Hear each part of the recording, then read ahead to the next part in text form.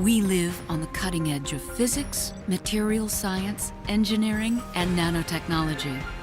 Because at Lockheed Martin, we're engineering a better tomorrow.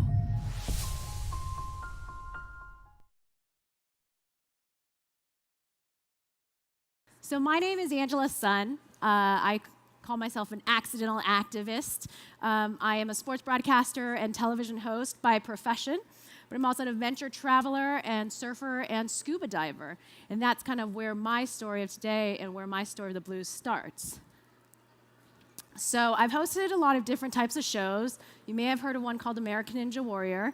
I've been on Yahoo Sports, doing the Yahoo Sports Minute and Tennis Channel, and most recently I worked for NBC Sports for the Oakland Athletics. And so how does STEM and sports go together? Well, this is where it collided for me at work, literally.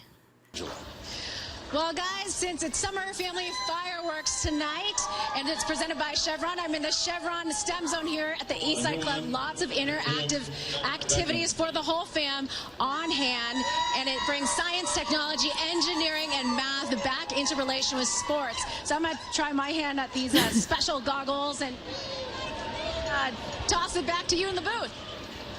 Oh, shoot. I totally hit someone. Oh, my gosh. They're special. They're hard to see. Sorry. I'm so sorry. That just made my night. And I cut the line, too. I'm just going to throw it back to you guys.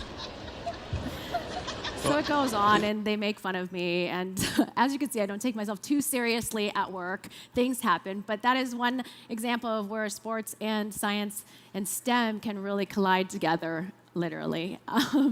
But really where my story of the blue comes from is I've always been an ocean lover.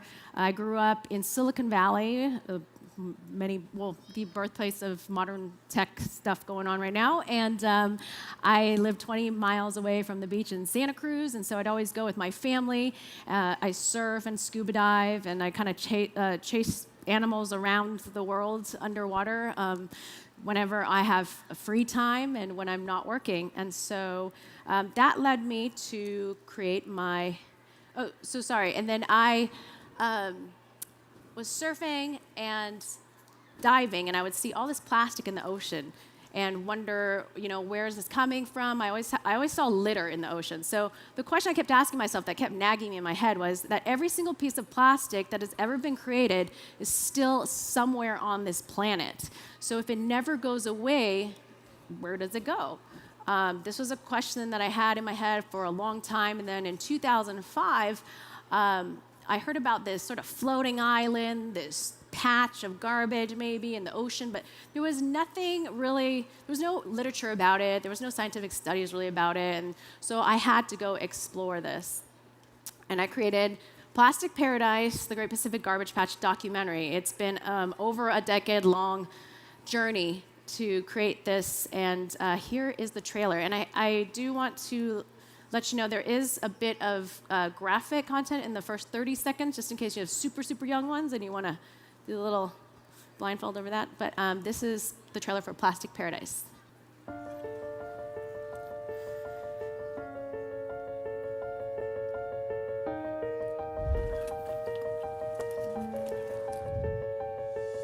There's a dead bird over there. This is an average amount of plastic in this chick.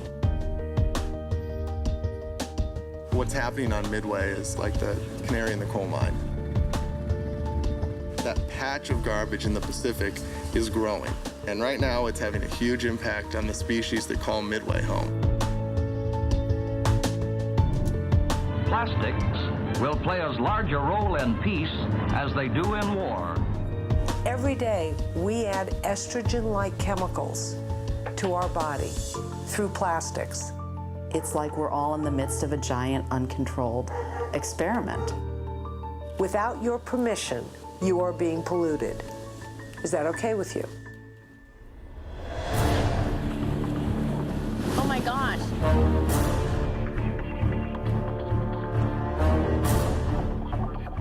The story has to be told because the solution doesn't lie with the people here.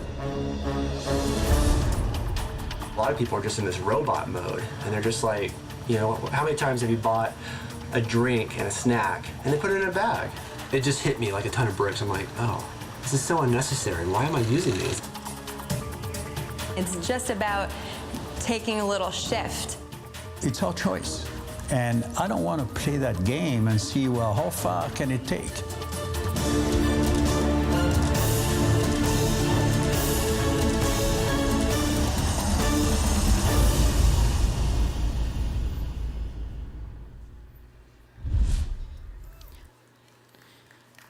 So, as you can see, there's a lot to learn about this issue. How many of you have actually heard about the Great Pacific Garbage Patch?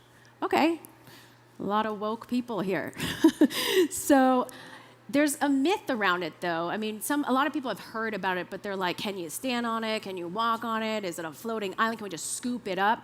There's this myth that this is what it looks like, but this is actually a photo of a boy who was picking out what he could recycle in the Citarum River in Indonesia. Indonesia is one of the most polluted countries. It's inundated with plastic. There's been a lot of talk about it in the news recently. A British diver was diving at Manta Point in Nusa Penida in Indonesia, and it was a viral video. I don't know if you guys saw it, but it was him swimming through this plastic ocean, basically.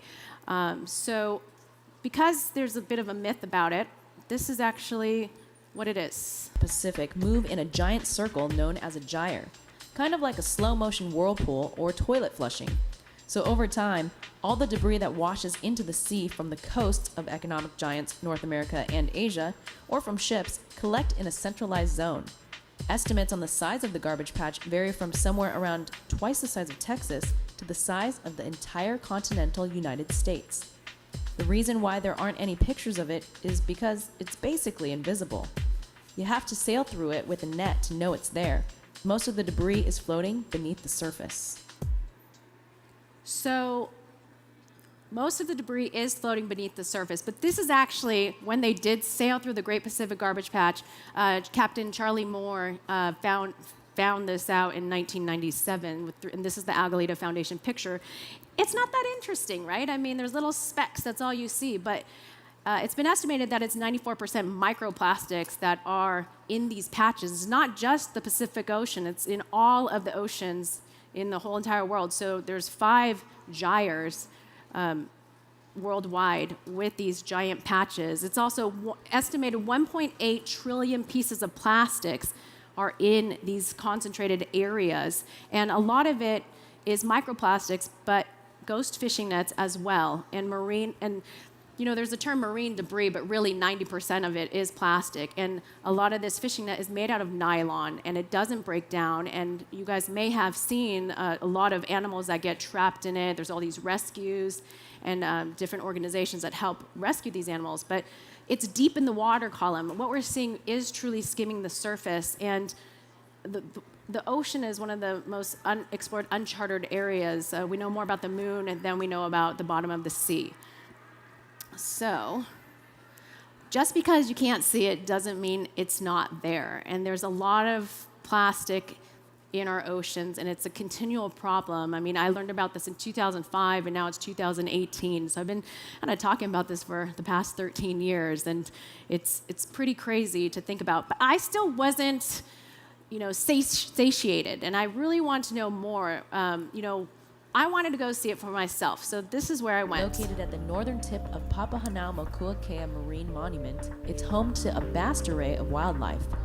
So Papahanaumokuakea Marine Monument, I had to practice that a lot of times to say it properly, is a marine sanctuary, and Midway Atoll is literally this tiny speck of land, and that's really where our journey began. And it was a turning point in the tide of war in World War II, and it was a military base, and now it's a refuge for over 70% of the world's lace and albatross come to nest here.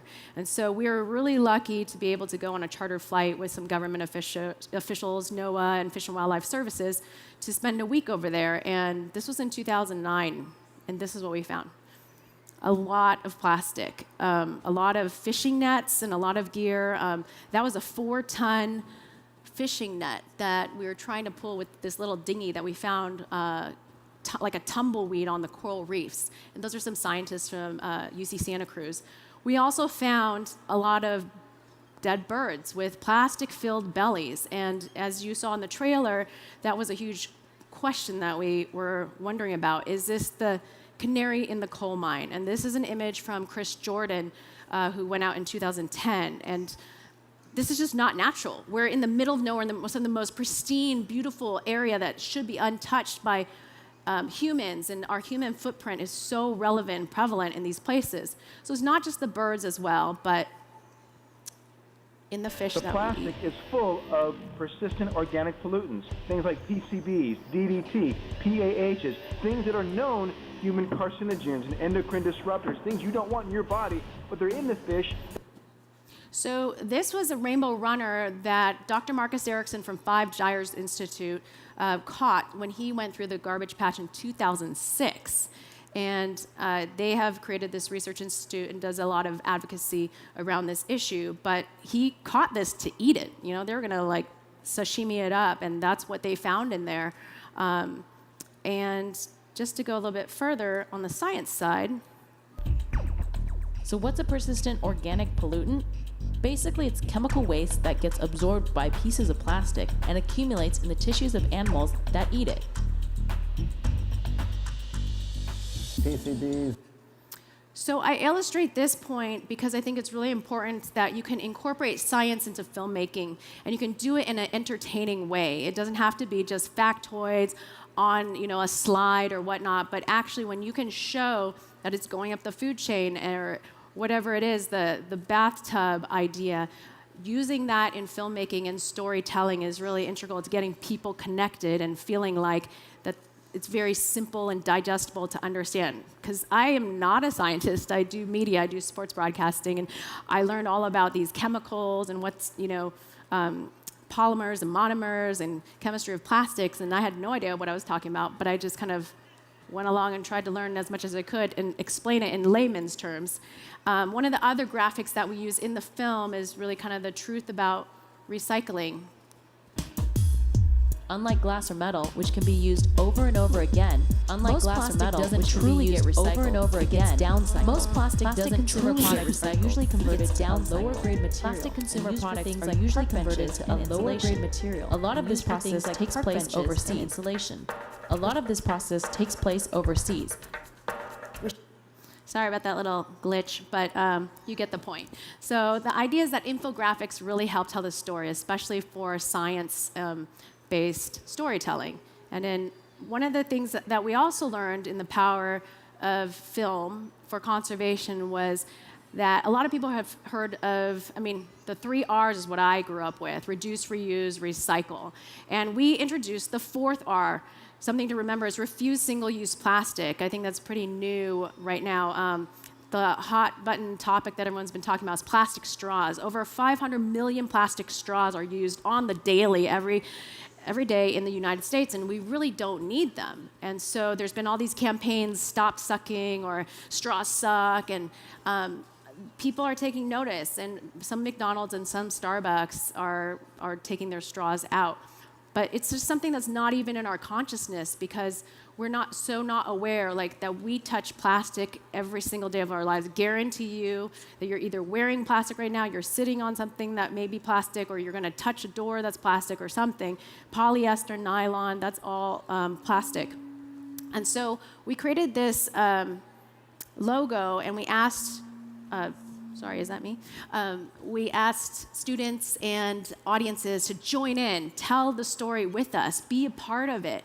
And this is kind of what happened. You saw I saw the power in filmmaking, and if you start small and you start local, we had all these students from all different walks of life from around the world join in, and really we have that platform, each one of us now does, with social media, on Twitter, on Facebook, on Instagram, on Snapchat, whatever it is, to share with your friends. So that's why I say start small and start local, and we saw effects of people being able to share this important message.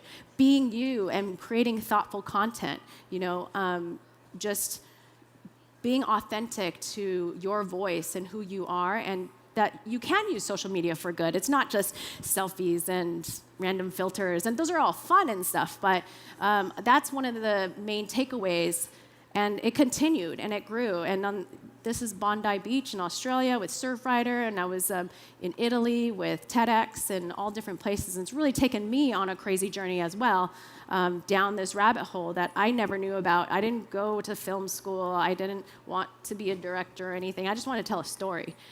So I guess I want to leave you guys today with the idea that you can. This Margaret Mead quote is one of my favorites, which is, "Never doubt that a small group of thoughtful, committed citizens can change the world. Indeed, it's the only thing that ever has."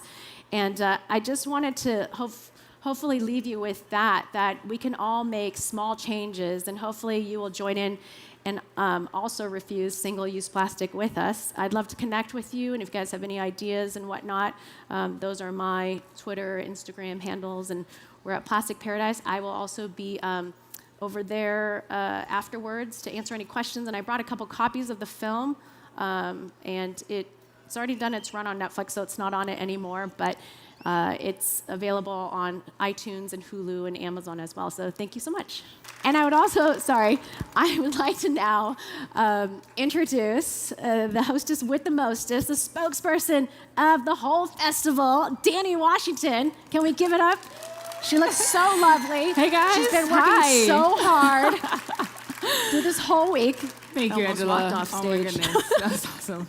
I'm gonna hand you my cell phone. I think we should do a selfie at the end. Oh, okay. So, hi everybody, how we feeling? Feeling good? I don't know, Angela, you might need to help me. I need to find out, is this side more excited or is this side more excited? So if this side is excited, let me hear you.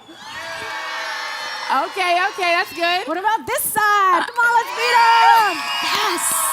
I love them. That's pretty awesome. I don't know. It sounds pretty equal to me. Thank you guys so much for being here today. We are thrilled to be here at the USA Science and Engineering Festival. I've had an awesome experience walking around, meeting everybody at the different exhibitions, and seeing you here, all of your families. I mean, this is just such a beautiful sight. So thank you from the bottom of my heart for coming to join us here.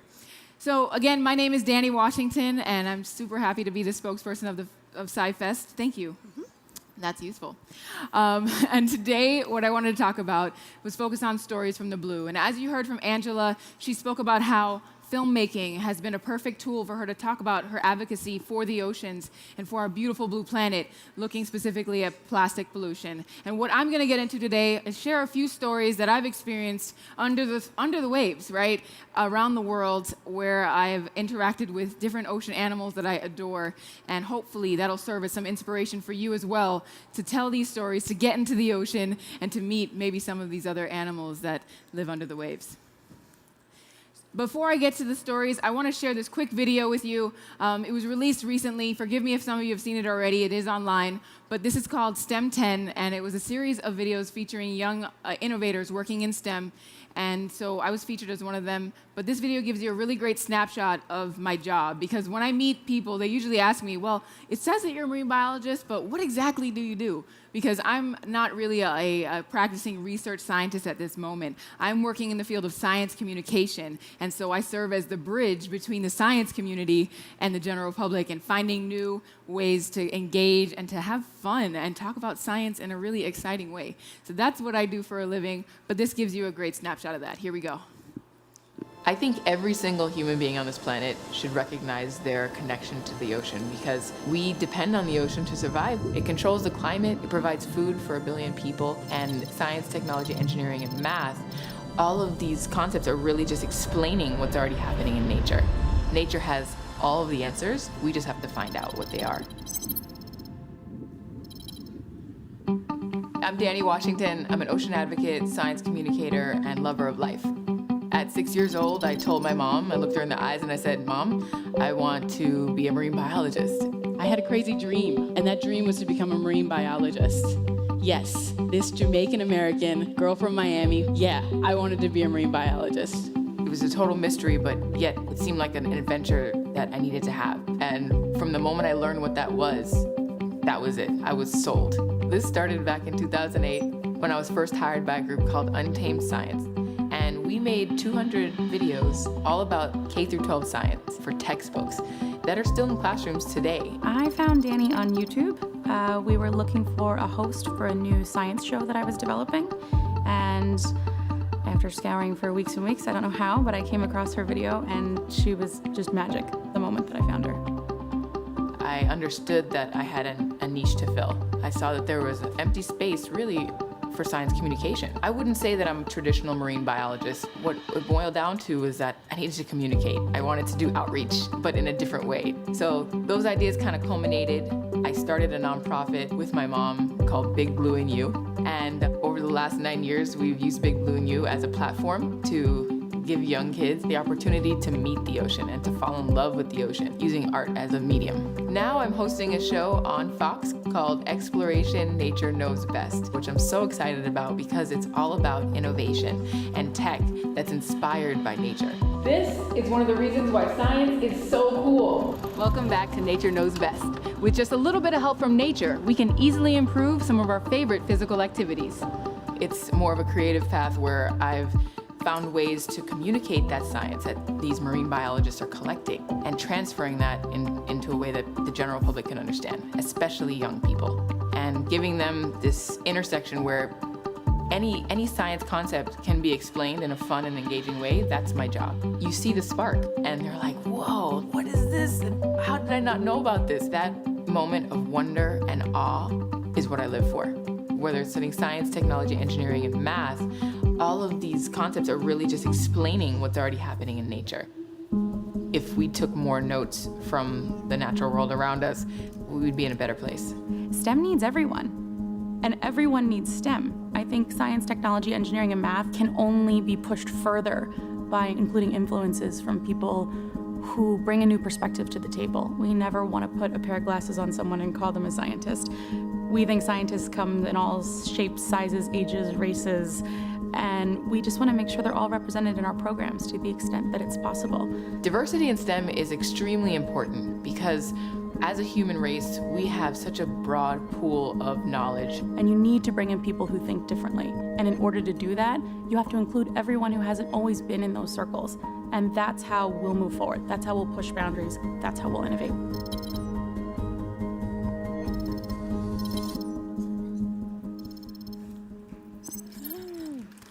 Thank you.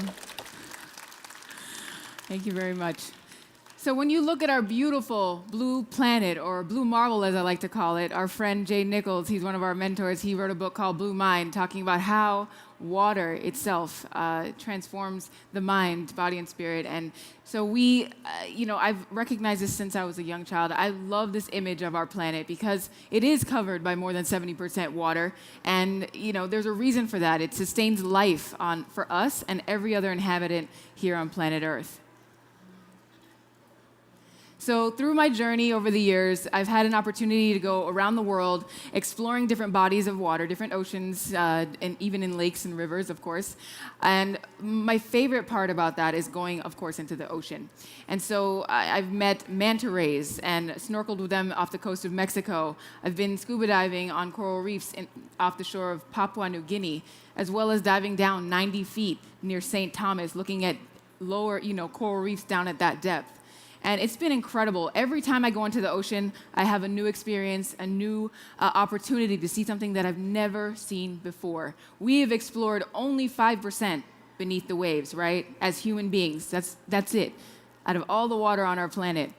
And only 6 million people around the world are certified scuba divers. So for all you kids out there that might be thinking of scuba diving, just so you know, you can actually get certified as early as the age of 12. So I highly encourage that because it's the best thing ever. Being underwater for a long period of time, that's when you can really take time to observe and to watch and, of course, interact with awesome animals. So like you saw in the previous video, I host a show called Nature Knows Best, and it's syndicated around the country to about 90 million homes via Fox and other syndicates, and also available on Hulu and Amazon Prime. And this show I love so much because it's not just ocean focused, it's actually focused on biomimicry, looking at the way that nature, different aspects of nature, have inspired different kinds of scientists to create new innovations that make sense. So if you think about it, here on our planet, it's had the planet has had close to 4 billion years, 3.7 billion years of research and development working on different ideas and perfecting efficiency. So we as humans, if we take the time to pay attention to what's happening in nature, we can solve a lot of our own problems. So I'm going to show you another example from one of our episodes focused on sharks, where we looked at a certain innovation that's helping humans out while they go surfing. Check it out.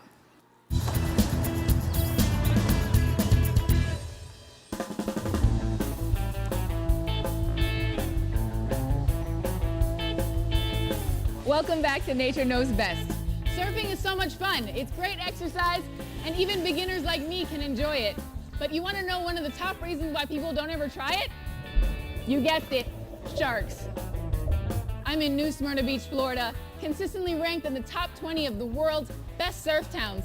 And these waters are full of sharks. They say when you're in the water here, you're usually about 10 feet away from a shark. And that's Lindsay Baldwin. Once one of the top-ranked women surfers in the world, she's lived and surfed in the waters of New Smyrna Beach all of her life. And as the owner of Surfin' NSB, she now teaches hundreds of surfers per year to do the same. Lindsay, you look so great out there. Oh, thanks. I've been doing it a long time. You've been surfing your whole life, right? Yep, since I was 4 years old. Have you had any encounters with sharks? Oh yeah, of course we see them from time to time. It's obviously a popular surf break, so we'll see them swim underneath us. Now, I heard that this is the shark bite capital of the world. Yeah, we do have that title, don't we? Yeah, there's a lot of surfers here, and they tend to congregate where the waves are the best, which just so happens to be the spot where there's a lot of bait fish for the sharks to feed on. Everybody's got to eat, right? Yeah, exactly. During my studies in marine biology, I learned pretty quickly that shark bites are often a case of mistaken identity. Large sharks often eat seals or sea lions, and a lot of surfers wear black wetsuits that make them look, well, a lot like lunch to a shark. You're not afraid to surf our beach, are you? Honestly, even though I know a lot about sharks, I still understand that they're predators, so I was a little bit nervous when we were getting ready for this. Let me be clear, the odds of being bitten by a shark, even on New Smyrna Beach, are astronomical. But that doesn't mean I've forgotten all the Shark Week specials. Thankfully, I have an ace up my sleeve today because I'm wearing this wetsuit. It was created by a biotech company called Shark Mitigation Systems that has studied the way that sharks see underwater. Sharks have 7 senses, but sight is the one they use to identify their prey, particularly in the last couple meters before they attack.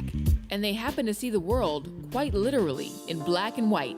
So while black and yellow striped bands are the warning systems of many marine species, sharks see these warning stripes as black and white.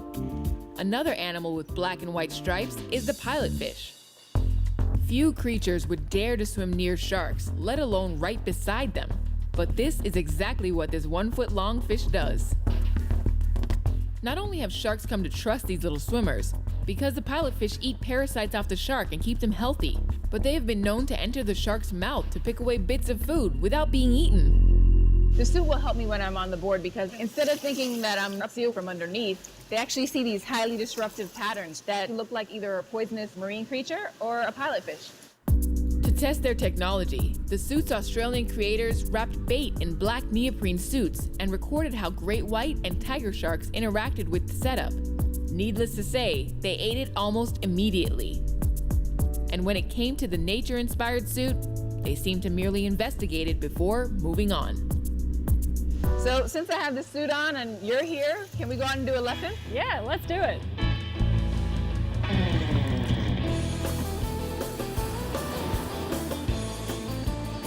Wipe out. That one got me. Lindsay's a great teacher.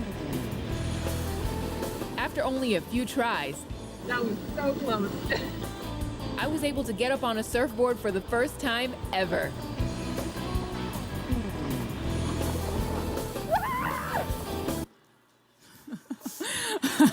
After falling like 50 times, I finally got up on the board. You're a scuba diver? Woohoo, nice. So this photo I meant to explain because this was the first time I swam with a whale shark, which is the largest fish in the ocean. Who knows what the largest animal is in the ocean? Raise your hand. I saw your hand first. The blue whale, excellent, yes, the largest animal that has actually ever lived on our planet, over 100 feet long. But the whale sharks now, they can grow up to 40 feet, and they're magnificent underwater. And imagine swimming next to an animal as long as a school bus. I mean, there's no experience like that. But, you know, what I appreciated about this experience was that it broke a stereotype that most people hold about sharks. They think that they're just out there to bite us when we get in the ocean, and that's just not true. They're beautiful animals, especially when you see them from under the waves. And having this type of interaction with an animal this close, you get to understand that they're in perfect balance with the world around them. And it's our jobs as humans to make sure that they're doing well in their habitat and to protect them. So the next animal I want to talk to you about that was one of my absolute favorites was meeting manta rays, giant manta rays in Ecuador, off the coast of Ecuador. And so I traveled with a group called Ocean Gems to meet a marine biologist by the name of Dr. Andrea Marshall, who focuses and specifies her studies on manta rays. And she's been studying them her whole career and even named a new subspecies from her work.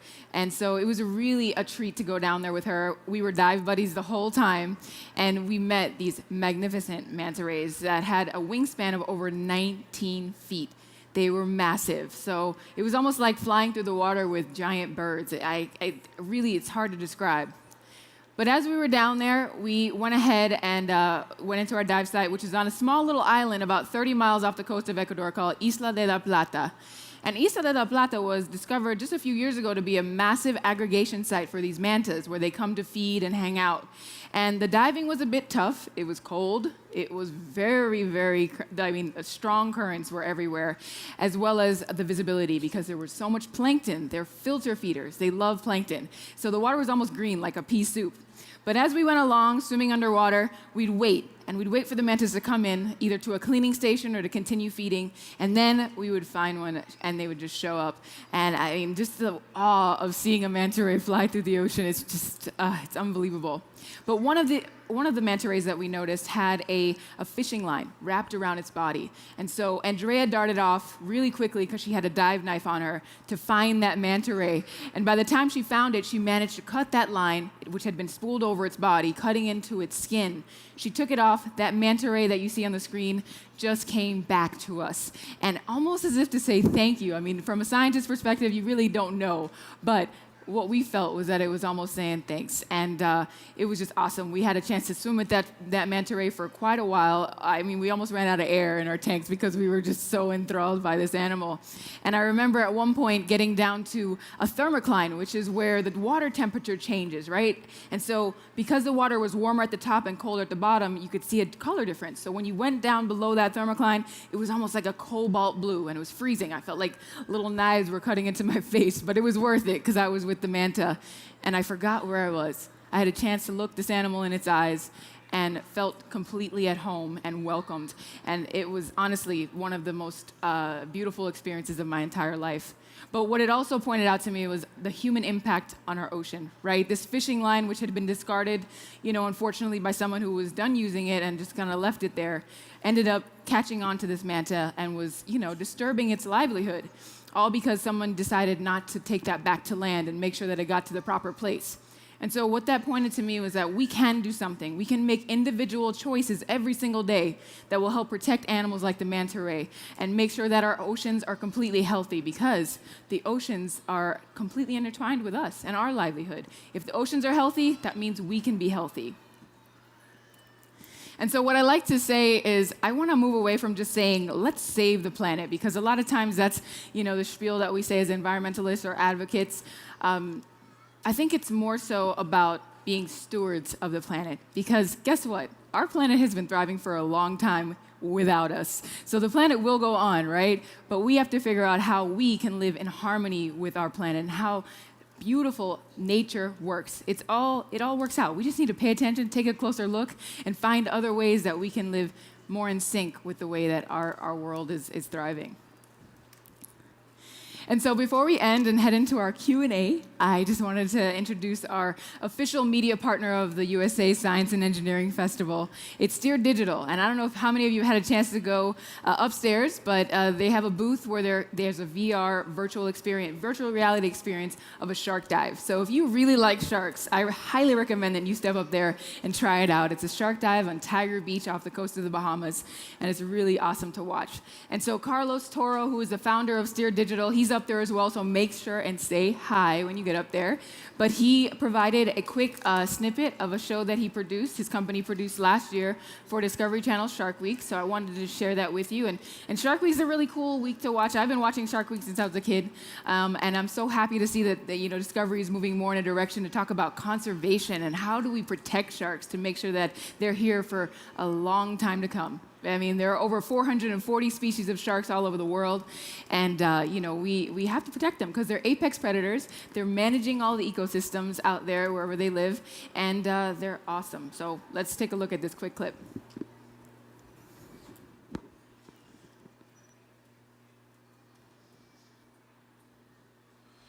There's a place in the ocean that you can't see, where two giant currents collide, creating a perfect storm of life. In the shark vortex. For the poor beagle, every piece of data the team collects will be crucial. Heat's retained and used to power this body and keep it warm. All right, Joe is in.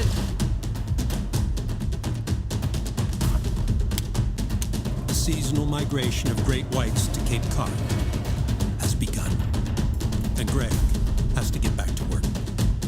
My big quest this year is to tag a big, mature female, and I've got one in mind. It's a humpback whale. They're bubble feeding on the surface. Right here on the left again. All right, so make sure to see them up at booth 5835, Steer Digital, and you can check out their VR experience. And so, everyone, we want to say thank you for being here today, and we are, just so thrilled to see you. Thank you very much.